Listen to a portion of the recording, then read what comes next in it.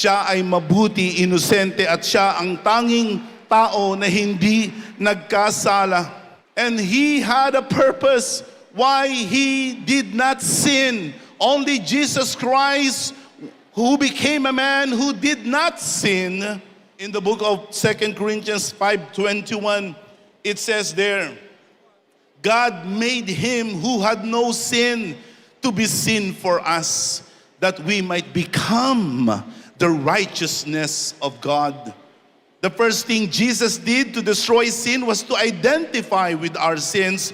Number two, Jesus suffered and bled and died for our sins.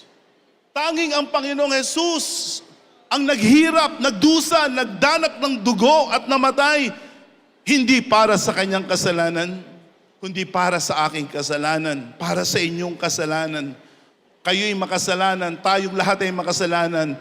Pero ang Panginoong Jesus mula sa langit ay naparito at siya'y nagbubo ng dugo at nagdanak ng dugo. Siya'y nahirapan sa krus ng Kalbaryo at namatay sa krus para tayo ay maligtas. In the book of 1 Peter chapter 3 in verse 18, Christ suffered once for sins, the righteous for the unrighteous. I love this. To bring you to God.